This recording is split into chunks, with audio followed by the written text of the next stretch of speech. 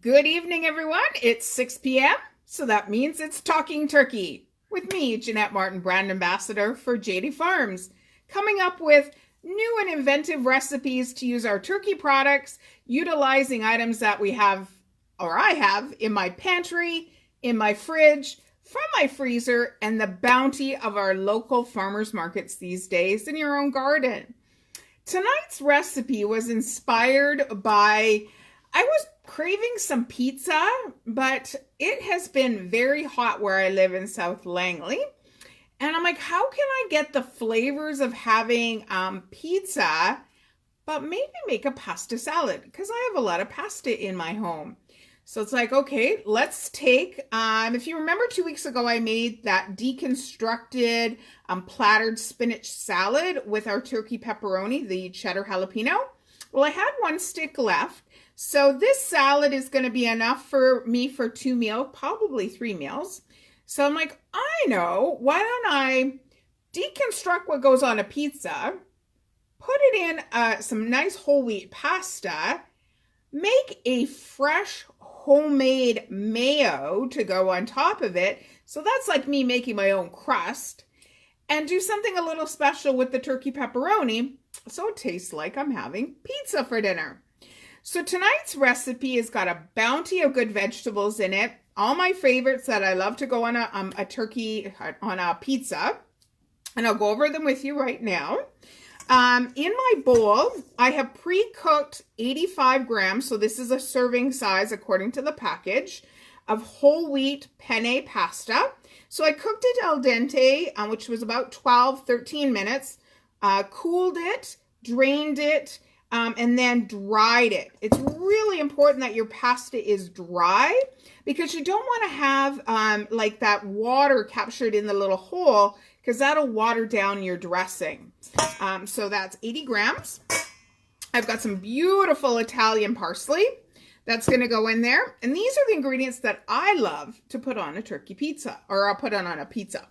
So into my bowl, I've got some ingredients already chopped up. Oh, hi, Monica. Oh, it's good to tune in. One of my friends is watching. So already chopped up, I've got, this is the equivalent of one whole pepper. So I've got a half a yellow and a half a red. And I want to cut it up kind of bite-sized to match the size of the pasta. You could use green peppers or orange pepper. I just happen to have these two. Not a big fan of green pepper on a pizza. It's too bitter. But if you like green pepper on your pizza, put it in. So that's going into my bowl. I love a little canned black olive. I know it's just classic on a pizza. I don't know many pizzerias that use like the jars of Kalamata, but if that's what you have in your pantry, use that. So this was just a little can. So this is about 3 tablespoons of already sliced black olive. 1 Roma tomato going in here. And you know why I like the Roma tomato? That's because it's got more flesh, less seed. Green, no good. Yeah, I agree. Okay. I like a little mushroom on my pizza. This is 3 button mushrooms that I've just sliced nice and thin on there. So a couple of ingredients that I'm going to slice into it. I like onion on my pizza. So I've just cleaned a couple of green onions. They're happening right now, and they're really fresh and really inexpensive. I'm going to use the whole green pepper. And slicing it, say about the same kind of thickness is what I would do with the olive. So we've got a similar texture. How is everybody doing tonight? I see we've got a lot of people watching this live video. Let me know where you're from. Have you had JD Farms products? You should have, because if you tuned in, because you're on our Facebook page. I'm just kind of chopping this up. Oh, I'm going to put the camera down just a smidge so you can see my cutting board. So that's just a nice little rough chop.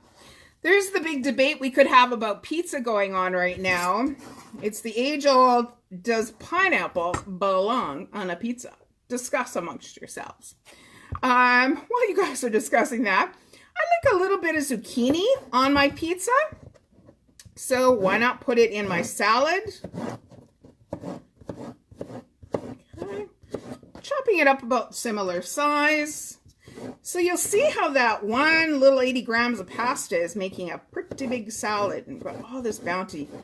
Remember my little funny joke that I made last week about zucchini? I'm going to put the camera up just a little bit now. Where I was at a parking lot last summer and somebody had their windows down on their back of their car. And there was a sign that literally said, please steal these zucchinis. And the back seat was covered with zucchinis. So it's pretty funny. So I like to put fresh mozzarella on my pizza. I'm not a big fan of putting the shredded mozzarella. I just like little bits of cheese. So I've picked up some Trezella mini bocconcini. And I want the flavor to go bigger into the salad. So let's give those a little chop in half. There's even the one smaller than this that I noticed at the store the other day, and they're called pearls. So they're about, ooh, that size. Susan from Abbotsford, my daughter, lives right behind the store. Oh, she is so lucky. And so are you. Goat cheese. Oh, yes, goat cheese on a pizza? Absolutely. Goat cheese and fig on a pizza are spectacular. And figs right now are just incredible. So that was about, 6 or 7 of these little mozzarellas. Okay, so now I'm going to show you what I did. Look at all the good, look.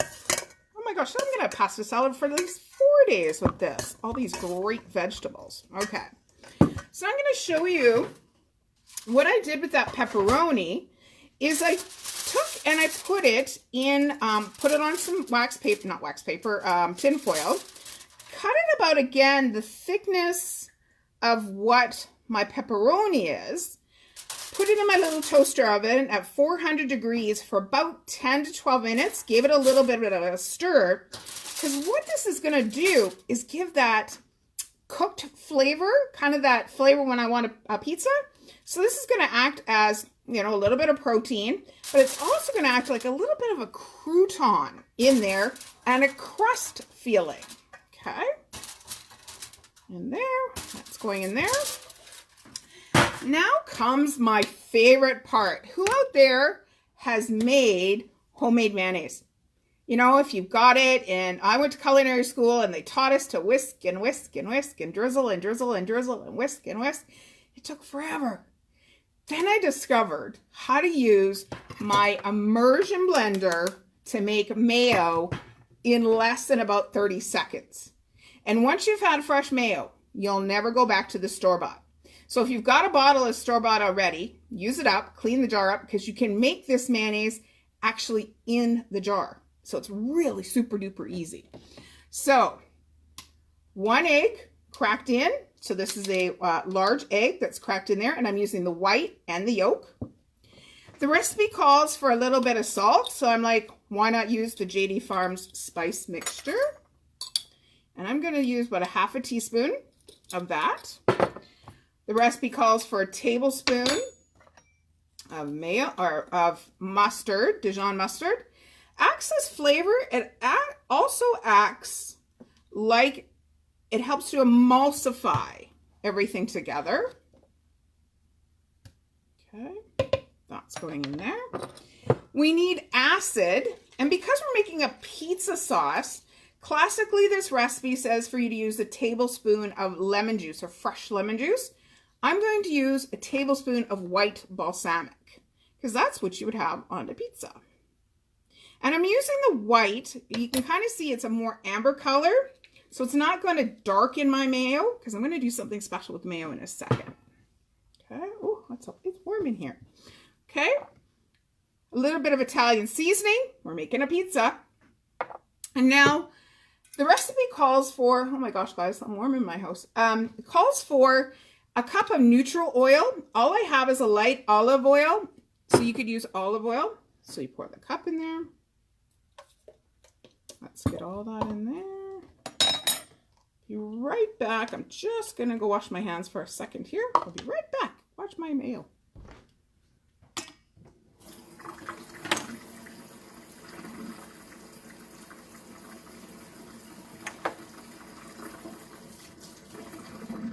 Okay. This is going to go super, super easy and fast, okay? Trick to using an immersion blender and making your mayo is you put it in, so you get it all the way back. Let me put my camera down just a smidgy. Okay, you put it all the way in, and you turn it on, and you're going to watch. This is going to go so fast, guys. So fast. You'll see it start to emulsify. And when it gets up to about 2/3, 3/4 of the way emulsified, then I'm going to pick up my blender and mix it in. So watch how quickly this is.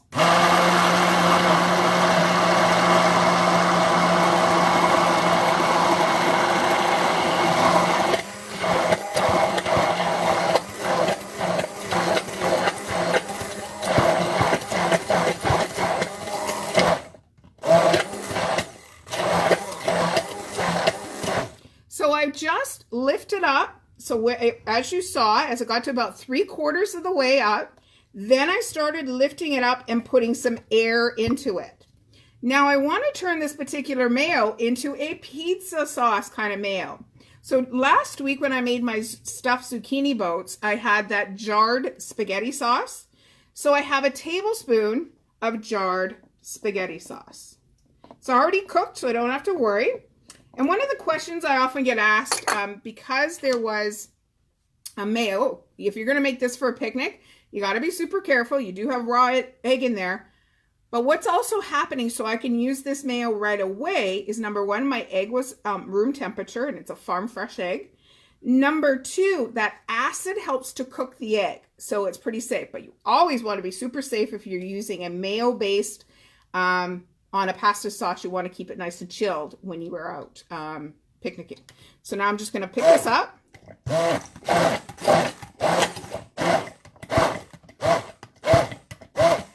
And I'm blending it in. And then I'm just going to pick it up and knock it back and forth because I want to get all that mayo off of there. My blender happens to come off, so that way I can take my little whip or my little spatula and inside. So this particular mayo, fantastic if you wanted to use this on, can you imagine putting this on a burger? Oh my gosh, you'd have like a pizza burger with maybe some fresh mozzarella on top of it. I'm just going to give it a taste. And it tastes like pizza. Like it tastes like a pizza sauce. It's fantastic. So I'm going to put, first of all, put about a half of it on. I'm one that doesn't like a very soupy pasta salad. I want my vegetables, take out my spoon and I'm going to be serving that way. I want my vegetables to be the star. And the longer this sits, the more the vegetable juices come out. So it makes the sauce. Yeah, that's going to be enough. That is wholly going to be enough sauce. So that was probably about 1/3 of a cup of this mayo. I'll just put my lid on that, my mayo, and then I will have it. Yeah, so you can kind of see that's a very well dressed. It's not soupy. It's going to be nice. And I want to chill this. And before we finish it up, I want to add some freshness to that. So I've got my flat leaf parsley. I'm going to take, let's take a good bunch of it. I'm going to say, oops, I got a sleeping zucchini there. Stems and all. If you've got a big woody stem, take that out. And just rough chop it. So maybe about 1/2 cup chopped of fresh parsley. You could use basil if you want to. I just find it, because of the pizza sauce mayo, the extra basil, it's just too much. I just want that bright freshness in my salad. Stir that up again. Yeah, that's beautiful, guys. Like just, and this, is there nothing better than fresh herbs? Oh my gosh. So there we go. Let me get you a serving out of here. Got an escaping noodle there. That's a nice little serving. And let me clean my bowl up because that's what a good chef does. And maybe just so it's a little bit fancier, let's just take one of those little bocconcinis on the top. Take a little sprig of our parsley. Oh, here we go. Here's a beautiful little sprig so everybody can kind of see what's in there. And I like a little fresh grated, Oh, did I not bring my pepper? I thought I did.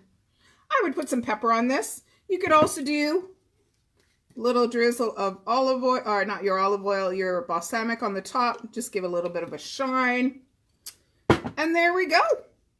A beautiful penne, pepperoni, pizza, pasta salad. So say that 3 times fast. I dare you. I hope you make this recipe. Like I said, these are all my favorite ingredients that I love to have on a pizza. If you want to put some pineapple in there and some ham, we've got some beautiful turkey ham. Have at her. And there we go.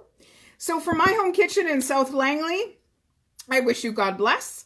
From Jack, Jason, Jennifer, Marilyn, their families, their spouses, their kids and grandkids, we wish you to be safe. We wish you to be continuing to be kind to each other and to remain calm.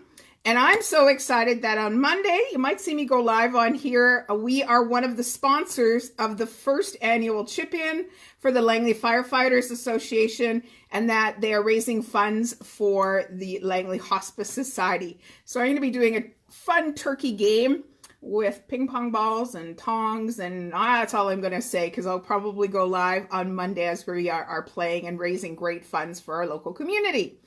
So enjoy your weekend, everybody. It's going to be rainy, but then it's going to be really hot. So that's a perfect recipe to make for this weekend.